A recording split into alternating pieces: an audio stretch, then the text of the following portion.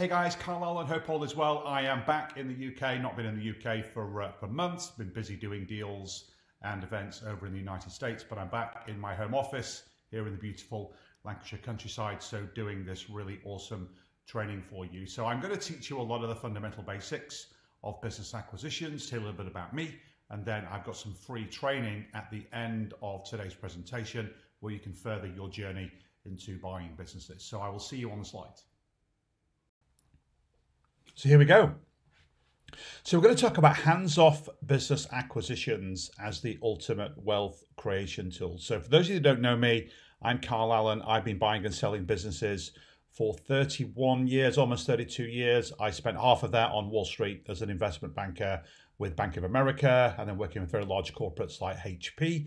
And then the last 15 or 16 years on Main Street, done over 400 deals and counting. I own 26 different businesses today in the online coaching space, in the e-commerce space. I also own a bowling alley, a gym, and lots of other different types of businesses. I'm actually as well doing two $1 billion roll-ups. I'm buying lots of businesses and combining them together in particular industries.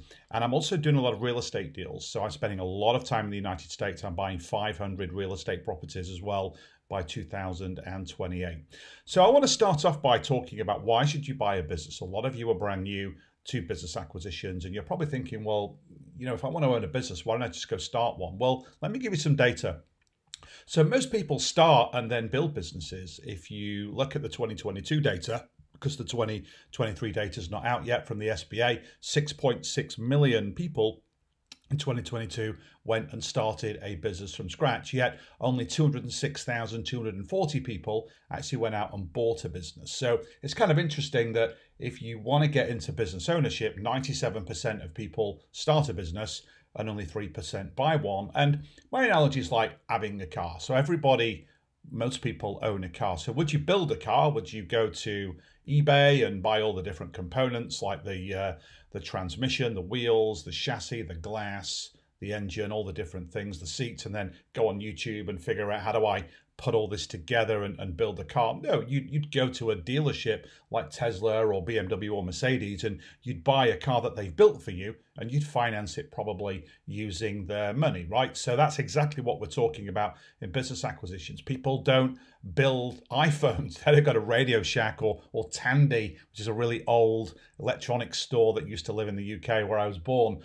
You don't go there and buy all the bits and then, you know, build a phone. You go buy one, and again, you buy it. You use other people's money to actually acquire it. Most people don't buy an iPhone for $2,000. They finance it over a number of years. And most people buy houses. They don't build houses. A few people build houses, but 97% of people will buy a house that someone else has built. And again, you'll finance it using other people's money. But 3% go and they actually build a house. So we're buying houses, cars, and phones that people have built, and we're financing them using other people's money. Why don't we do that with businesses? It's really, really crazy. And one of the most damning statistics for business startups was from my very good friend, Michael Gerber, who wrote the book, The E-Myth Revisited, Why Most Small Businesses Don't Work and What to Do About It. One of the best business books that's ever been written. If you haven't read it, please go read it. It's a fascinating book.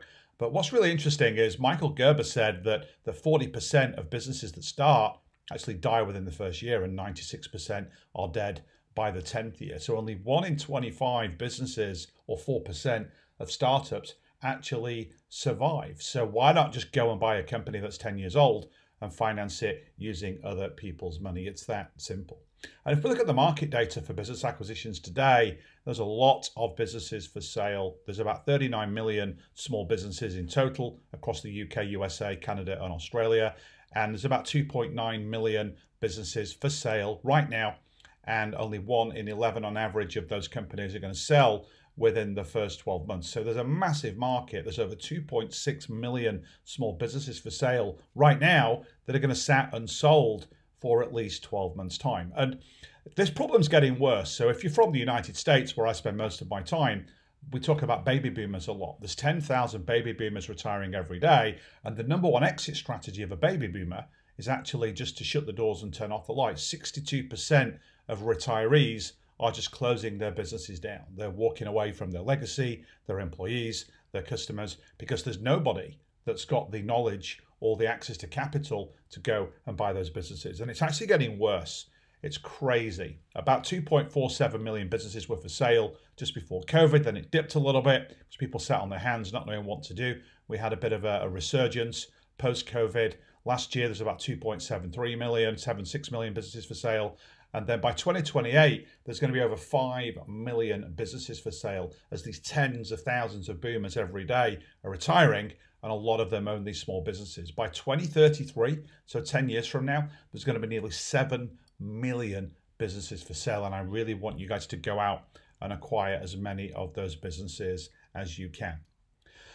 So one of the other things that's really fascinating, it's actually quite shocking, is if you look at the Exit Planning Institute, they do quarterly surveys of retirees in North America, and the average retirement fund of a retiree is only $202,000. So what you'll find with a small business owner is 70 to 80% of their entire net worth is actually tied up in the value of their business. And if they can't sell their business and they need to retire with only $202,000, how far does that stretch, right? So if they're going to live 10 years, they're going to get $1,580 a month. If they want to live 20 years, they're only going to get $956 a month. You can't live off $956 a month. Geez, I spend that probably in Starbucks on a monthly basis in Florida, which is crazy. Even if you lived in Mississippi, which is the lowest cost of living state in the entire United States and Canada, you still need $52,000 a year just to be comfortable. And unfortunately, retirees, they just don't have that cash flow coming out of their retirement accounts, so they have to sell their businesses. What's also really interesting is sellers are just not prepared. Hardly any business owners that are planning retirement haven't gone through that preparation of grooming and optimizing their business so they can sell it. And even 27% of sellers don't even know how much after-tax income they need so that they can retire without drastically changing their lifestyle. And 80% of business owners have never sought advice. They've just been too busy hustling. 20 years ago, it was very normal, especially in North America, for parents to hand their businesses down to fathers and sons. And that went on for generations and generations. But now it's very, very different, especially since COVID. Sons and daughters, they want to be doctors and dentists and lawyers, or they want to be Instagrammers or YouTubers. They don't want to take over mum or dad's engineering company in Punxsutawney, Pennsylvania, or the health spa that their parents own in Orlando, Florida. They don't want to take the business over. They just want to go off and do something that they perceive as cool. Yet, I still think it's very, very cool if you can buy a massively cash flowing business without having to put any of your own money into that deal at all. And what's also fascinating is 88% of business owners just don't have an exit strategy. When you come across business owners, you start talking to them and you say, hey, what's your exit strategy? Number one, they don't even know what that means. And number two, when you explain it to them, it's, hey, it's the transition of the ownership of your business. They look at you like you're from a different planet. There's only 3 certainties in life if you own a company. Number one, you're going to pay tax. Number two, you're going to die at some point. And number three, you will transition the ownership of your business. It's inevitable. You're either going to have to give it up or you're going to have to sell it to fund your retirement. So there are actually 3 different types of deals that you can do as a deal maker. Let's go through them. So you can go make an acquisition, what we call a leveraged buyout. So that's going and finding a deal either on market or off market, building rapport with the seller, going and raising some capital if you need it, and then acquiring a majority stake, even 100% of that business, either in an asset purchase or in a stock purchase, however you want to do it. The second thing that you can do is you can go and do consulting for equity deals. So you might say, well, hey, I don't want to own just one business or any businesses, but I've got this skill set, right? You might be a CPA, or you might be a lawyer, or you might be a whiz-bang marketer, or you might be a really good supply chain person, and you want to get involved in the aerospace market. You don't want to own a company, but you want to leverage your skills and leverage your time for a partnership, so you can get equity in somebody else's business just for the deployment of your time and your skills and even your experiences, and potentially have a portfolio of 5, 10, even 20, 25 businesses where you're very, very good, you're very unique at one particular thing. The third type of deal that you can do is you can wholesale deals. So if you come across deals that you really like, but they just don't fit your buy box, you can actually pass them off to other people inside of a community like my protege community or whatever other community that you're part of. And then you can get fees, or you can even get a percentage of the ownership, and as such, a percentage of the cash flow and a percentage of the exit as that business matures and then sells at a later point in time. So let's talk about acquisition. So this is what the vast majority of my students do. They go and buy a business that's in their lane. So their buy box is very specific to their skills, their experiences, what they're passionate about, and they go and buy a company. And when you're buying a business through a leverage buyout, the basic deal structure has three components. If we look at the total valuation of the business that you're going to buy, it's going to have three components. So the first thing that we're going to do is we're going to inherit any liabilities that the company actually has. You can buy the business debt-free, cash-free if you want, but I'd rather buy a business as a going concern, or what they say in America as subject to or sub to. So you're buying the business with the debt already inside of it. And then on top of that, you may or may not have to come up with a closing payment. That could be your own money, but hopefully not. You can go and raise capital off the back of the business's balance sheet, or you can go to a bank on a cash flow lend, or even talk to various different types of investors that will come in and partner with you so that you can make a closing payment. But then all deals, all leverage buyout deals, have at least some portion of seller financing. And that's really, really important, because obviously when you buy a business, you want the seller to stick around for a little bit of time just to do a proper handover, even if it's 30 or 60 days. If you pay the seller 100% of all the money at closing, which is a really dumb thing to do, then they have no incentive to kind of stick around and kind of help you. I always make seller financing payments contingent on both growth and upside, but also that the seller's there to help me properly transition. A lot of business owners that you'll meet, they don't have systems and processes and KPIs inside of their businesses, key performance indicators. And that's a good thing, because number one, you can buy the business for a lot lower valuation, for a discount, but then you need to make sure that you're locking that seller in for a period of time so that they're transferring all of that knowledge and all that information over to you, so the business can run without the seller actually being involved. And when you're buying businesses, there's three ways you can make money. Sometimes you can buy businesses and there's more cash in the deal than is actually needs to be paid at the closing table. If you were doing an annuity deal, for example, which is a 10 to 20 year straight seller financing structure, yet the business has got surplus cash inside of it the day that you buy it, if you want, you can take some of that out, take it as a deal fee. Or if you're doing an SBA deal and you go raise 4 million and you've only got to pay 3.7 down for the seller, and you've got $100,000 in fees to pay, closing costs, then that 200K that's surplus. If you want, take it out. That's completely up to you. But then as the owner of the business, once you've paid for the business through the debt service, so you're going to be paying, no matter how you buy a business, even if you might just buy a business for $1, that's a turnaround, which I never do. But if you buy a business that's profitable, you're going to be paying something, even if that's seller financing. So there's going to be a monthly cost for you to service the debt financing in that deal. So after you've generated your profit, less the debt service on the deal, whatever's left over is your money, because you're the owner of the business, right? So it's cash flow to you as the owner. But then where you really make the money in a leverage buyout is when you buy the business and you scale it, and then you exit it at a future value where you've grown the valuation through growing the business. At the same time, you've been paying down or amortizing the debt that you inherited or you took on to buy it. So you're going to generate a lot of profit by doing that. So let's talk about the different stages of doing an acquisition. So your first step is to define your buy box. So again, stay in your lane or go and partner with somebody that has knowledge and experience of that particular market. So if you've just come out of working for IBM, go buy an IT company. Don't go buy a vineyard or a gas station or a dreaded laundromat. Stay in your lane and stick to the $1 to $5 million revenue deals. It's a lot easier to do deals in that space. Sub $1 million, typically it's an owner-operator business, so you're just inheriting a job.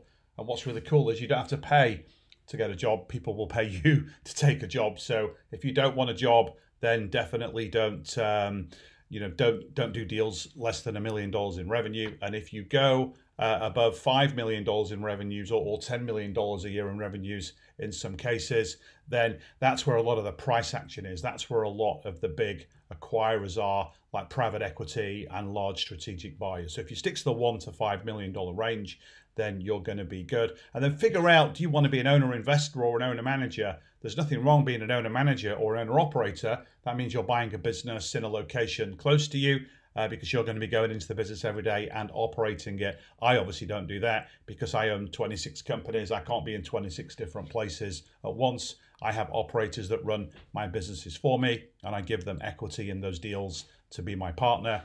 So because I'm an owner investor, so technically I can buy businesses everywhere. I own businesses in Australia, I own businesses in England, and I own businesses all across the United States as well. So once you've defined your buy box, then it's all about deal flow. It's all about deal origination. There's two different types of deal origination. You've got on market, which is going to BizBuySell and all the business broker sites like Transworld and website closers and all those guys. But I don't tend to do a lot of deal origination through brokers. I find brokers to be a pain in the backside for the most part. Some of them are decent, but most of them are not. I've actually been blackballed by several brokers, which I take as a massive compliment, right? Because most of my deals I actually generate off market. I've developed some really, really cool strategies of getting deals that nobody else is looking at. So I have an army of people that find deals for me. And then we have some pretty sophisticated techniques leveraging social media and AI and all those different things as well. So deal flow is where you go and find a bunch of deals. And don't just pick one business and then try and buy it. You know, you want ideally 10 to 20 businesses in your funnel so that you can play them off against each other. It'll help you in negotiation if you've got lots of deals on the go at any one time. So once you've found a load of businesses and done some preliminary vetting, then it's time to go meet the sellers. Meeting sellers is really, really important. You've got to, number one, build rapport and build know, like, and trust. Don't storm into the meeting and start asking tons of business questions. Get to know them, like them, and trust them first, and vice versa. It really helps the process if you can build a friendship with the business owner. Very, very important. And once you've done that, you can go and ask them the types of questions that we do, like why are they selling? How does the business grow? Who runs the business if they're not there? What's their typical cost of customer acquisition? Who do they compete with? And what would they do? This is my favorite question. What would you do, Mr. Seller or Mrs. Seller, if you weren't selling the business? Suspend reality for a minute and you had unlimited resources of people and money. What would you do to take this business to the whole new level? How would you double or triple your business in 3 years if I was to provide you with all the resources that you need? That's a great question because you get a lot of great insights as to what they would do if they were staying. Because remember, and I call this institutional memory, the seller of the business is really, really important. It's why I said before, don't let them leave at closing. Keep some of the money back, at least 10, 20%, so that they'll stay behind and they'll kind of help you get up and running very, very quickly as the new owner. So once you've met the sellers, you've got financial information. They'll give you accounts. They'll give you asset lists, employee lists. You'll get all the information that you need from that seller so that you can go and vet that business so you can understand, does it have transfer of value? What's the quality of the customer base? What's the quality of the employees? What's the quality of the systems and process inside of the business? And then what's the culture inside of the company? And then what's the external brand and reputation inside of the market? You should be looking at the business through all those different lenses just to make sure that it is a business worth buying. And if it is, it actually fits your buy box. It's a business that you can add massive value to as the new owner, whether you're operating that business or not. And then once you've vetted the deal, if it's a deal you want to take forward, then you'll start making offers and you'll get into negotiation. I actually make 2 offers side by side now. I'm leveraging a lot of Jedi mind tricks when I'm making offers. I'll give them a lowball offer, very lowball offer, which will have a lot of cash at closing. And then I'll offer them a much higher amount of money, often double or more than the first offer, but it's on a 10 or 20 year seller financing note, which we call an annuity deal. So I'm always making offers side by side. And then obviously going into negotiation.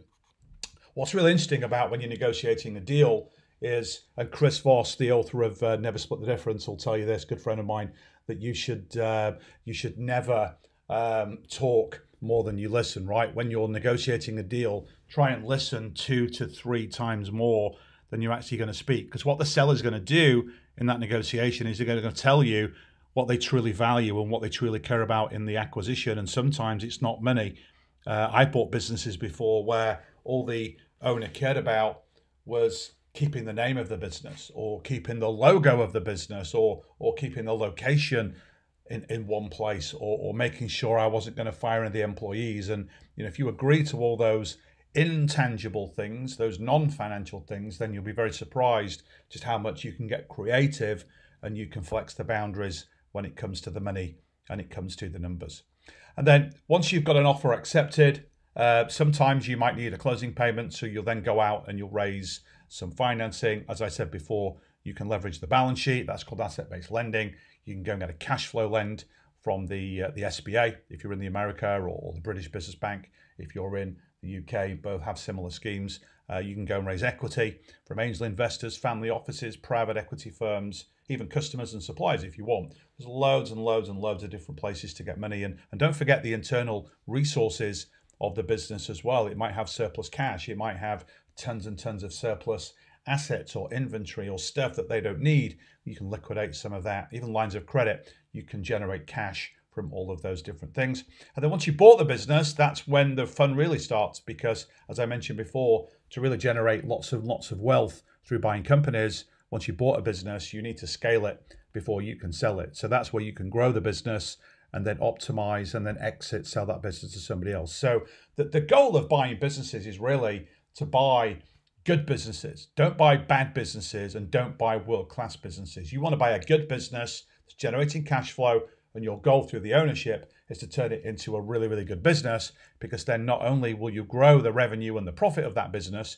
you'll also expand the multiple, because businesses trade in a range of multiples in the market, and sellers can't determine what those range of multiples are. Those ranges are determined by the capital markets, right? So as interest rates go up, multiples come down, because the cost of capital that you need to access to buy businesses, that goes up. So that drives the multiples down, right? So business owners can't control the range of multiples. What they can control is where they land in that range of multiples. So if you've got a very sophisticated business with lots of customer diversification, lots of recurring revenue, and you have a world-class team, a great culture, and a fantastic external brand and reputation, and the person that's selling works on the business, not in the business, then you're going to command a very high multiple. Whereas the opposite of that would generate a low multiple. If you're working in the business doesn't work without you being there. Your internal culture is terrible. You've got a very poor brand and reputation in the market.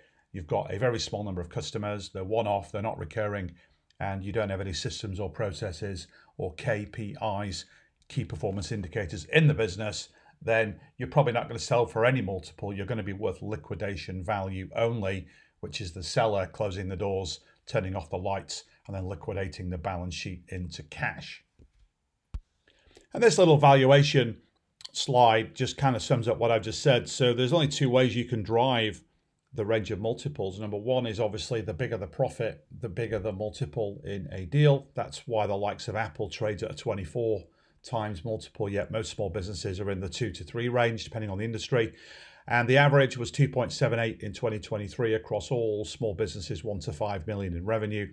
And again, if you've got a high niche, high growth, high margin, fully optimized business, got IP, barriers to entry, and that seller is unmotivated, right? So every business is for sale, just a question of price and terms. If you've got an unmotivated seller, if you find somebody off market and you just talk to them about an exit and they've not thought about it before, yeah, they'll sell to you, they'll always sell, but they might want a lot more than what the business is actually worth. Yet you can have a business that's owned by a very motivated seller. Let's say they're sick, or they're dying, or not just them, a family member, or they're burnt out, bored, frustrated, run out of ideas, just completely sick and fed up of being in their business every day. Yeah, they're going to sell for a much lower multiple, right? Because their motivation is a lot higher to kind of exit and either retire or go do something else. So those are things that you got to think about when you're looking at deals. And I'll teach you all this in the free training I'm going to give you at the end of this presentation.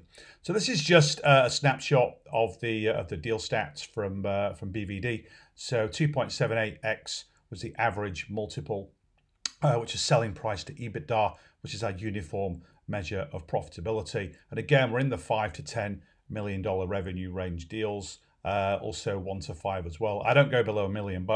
Again, I don't want to buy a job, and then I don't go above 10 million because multiples go crazy, because that's where all the buying action is.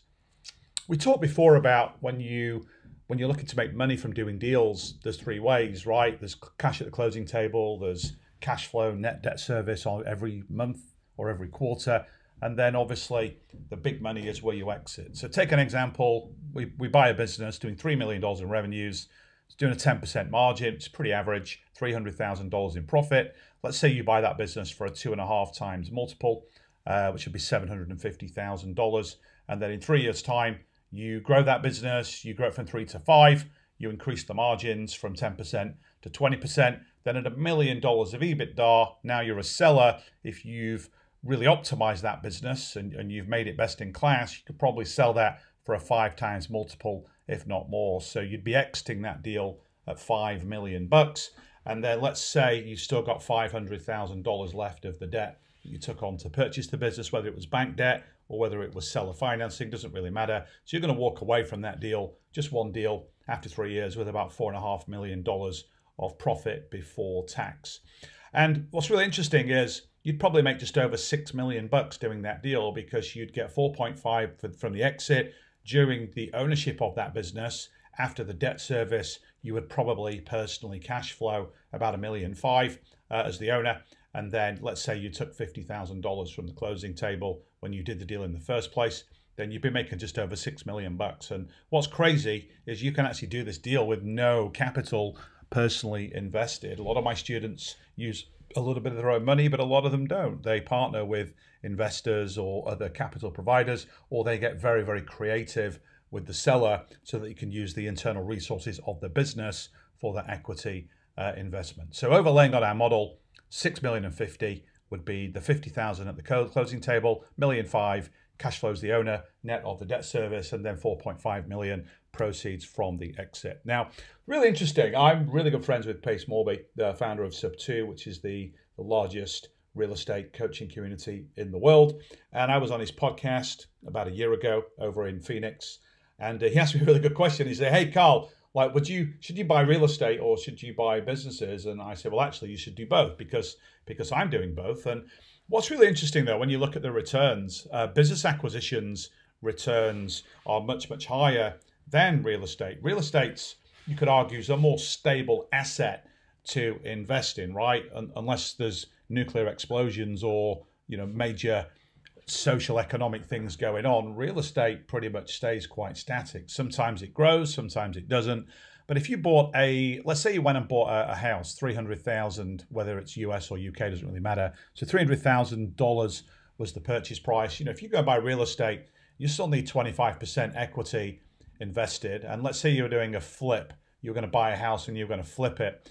So you'd put 75 in to buy it, then you might put 60,000 in to improve it before the flip. So you're in for about $135,000. And then let's say your selling price would be $425,000. So you've made $65,000 of profit on the 135 that you've totally put in. So that would be a 48% return on investment. If you did that in, say, 6 months, that would be a phenomenal return on investment, right? But if you took that same capital, let's say you went and found an investor for that $75,000. You didn't want to use your own money. If you went and found that investor and said, "Hey, buddy, we're not going to buy a house now. Let's go buy a business," right? So we can take $75,000 of that equity, and let's say that represents 10% of the total purchase price of the business. So $75,000 of equity, that's going to buy us $750,000 worth of a business. And as I mentioned before, at a 3 times multiple of purchase price to cash flow or profit, then that business is going to be doing at least $250,000 a year in cash flow. So let's say over that 6-month period, through a little bit of growth and a little bit of cleanup and optimization, you're able to add another $100,000 of cash flow to that deal. So now it's cash flowing $350,000. You sell at a 4x multiple. You'd come away with $1.4 million as an exit. Let's say you've got $725,000 of total debt that you need to get rid of. So then you've got $725,000 of total profit. That's a 967% ROI, which is absolutely phenomenal. It's almost 20 times the return that you would get from real estate. Now let's talk about wholesaling. So wholesaling is a really cool way of making money as a deal maker without ever having to really own or touch the business. So like, what's really crazy about wholesaling houses, I work with a lot of wholesalers in the US that are finding me real estate deals, and they'll get $10,000 or $15,000 whenever they find a house, get it under contract, then give it to me to buy creatively.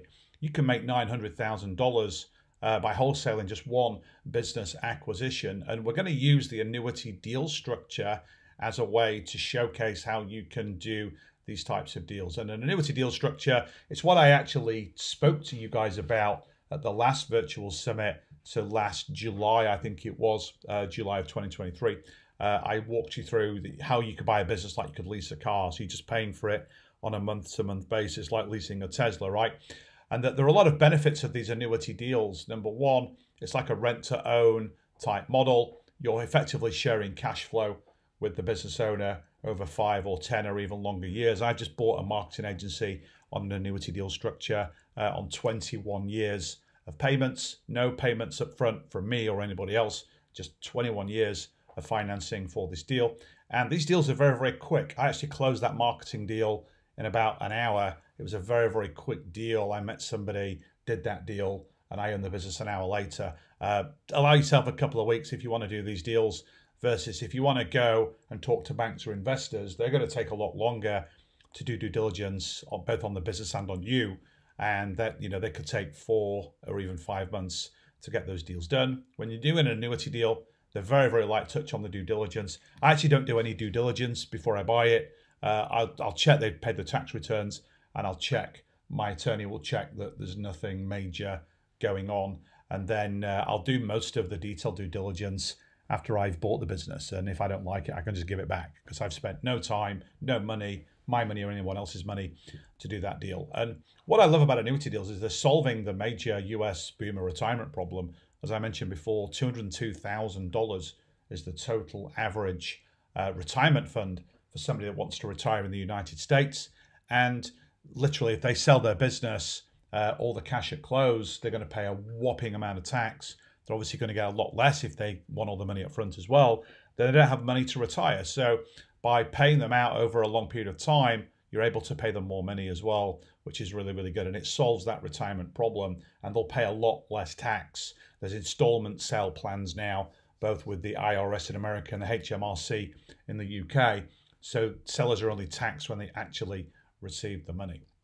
So in this example, let's say we paid a 4 times multiple for this business because we're doing it on a long seller note. We're not paying any cash at closing. So instead of paying a 3 times multiple or less, we're paying a 4 times multiple. So it's a $1.2 million valuation. And again, we're still going to generate massive returns on doing that deal if we can grow it in the same way over that period of time. So let's say we buy it for 1.2, 3 years in, we still owe $800,000 on the financing. We're still netting 5 less 800,000, which is $4.2 million of profit. So let's look at this deal. It's a $1.2 million purchase. Let's look how wholesaling this deal would work for you if you wanted to wholesale it. So let's say it's a $1.2 million deal, and you negotiate with the seller to pay that deal over 10 years at $120,000 per year, paid monthly. So it's $10,000 a month. That's what the seller's going to get. And the seller's going to have a lien or a debenture over the business. And they're also going to have a performance guarantee to make sure that you're not bringing that business into the ground, and you pay them the money when you're supposed to do. It's like buying a house, right, on a mortgage. If you don't make the mortgage payments, the bank will come and take the house from you. It's exactly the same if you buy a business on seller financing. If you don't make that payment, the seller's got the right to take it back. Most of them don't, but they have the right. So remember, that business has got existing cash flow of $300,000 before you even start to grow it. So to calculate the debt service cover ratio of the deal, to make sure that it's safe to buy, we take the existing cash flow, which is $300,000. We divide it by the $120,000, which is the amount of debt service that you're going to be paying back to buy this business. 300,000 divided by 120 is a ratio of 2.5x. So that's the debt service cover ratio the DSCR. It's probably the most important number that you want to be looking for when you're buying the business. And simply put, is there enough profit coming through that business every year to service the debt that I have to pay back in order for me to buy it, right? And we want to have a minimum of 1.5. Banks typically will insist on 1.3. I always like 1.5 because that allows for tax and interest rates going up and all those different things. But if you're anywhere over 2 like this one is, then it's a golden deal, right? You should be doing that deal.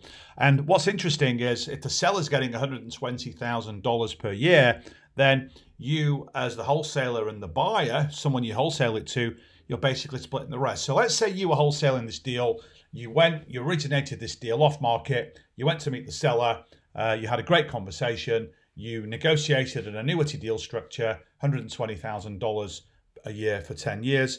And then you thought, you know what, I don't really want to own this business. What if I can get a share of the cash flow and then pass it on to somebody else? So let's say this guy called Carl Allen, buys lots of businesses. You call Carl Allen and you say, hey, Carl, I found this deal. I think it's in your buy box. It's going to fit your roll up. I've negotiated $120,000 per year payment to the seller. There's $180,000 left because it's cash flowing $300, right?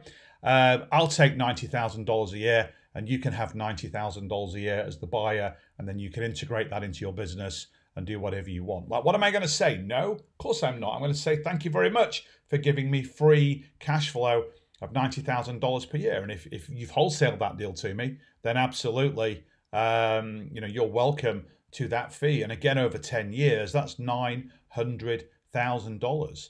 And again, what's really interesting is, let's say you grow that business as the owner, right? Then everybody else gets the same payment. The buyer gets the same payment, which is $120,000 a year. The wholesaler gets the same payment, which is $90,000 a year. But if you're the buyer of this business in 2023, you're only personally netting $90,000. But if you scale that business, as per the previous example, from $300 in cash flow to $1 million in cash flow, after the seller gets his or her contracted $120, the wholesaler gets his or her contracted $90, then all the rest of that money is yours. And that's fair, right? Because you're the one that's creating the value and growing the business in the first place. So you'd be making $790, but then as you exit the business, you'd be getting all of the exit proceeds, which is really, really good. So I've obviously not had a lot of time. I've only had about 40 minutes to kind of teach you this. So I wanted to give you some more extended training so that you can learn how to do this. If you were inspired by this presentation and you want to learn more about my unique way of being a deal maker, then I've got some free training for you. I'm going to give you my business buying blueprint. So if you go to trainwithcarl.com, that's www.trainwithcarl.com, opt into that, and you'll get 4 sets of trainings over 4 days. I'll teach you how to define a buy box.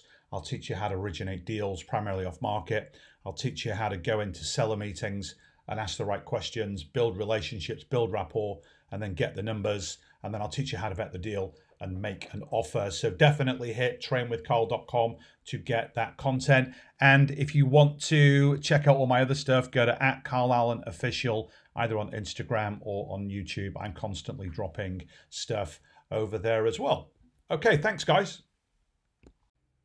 So that's it, guys. Hope you enjoyed the training today. And don't forget, go to the URL trainwithcarl.com and I will give you a free training course on business acquisitions where you can learn about defining your buy box, how to originate deals from lots of different sources, particularly off market, and then how to meet sellers and put together valuations and make offers. So I hope you enjoy the training and I hope you enjoy the rest of this virtual summit, and I will see you guys soon. Until then, bye for now.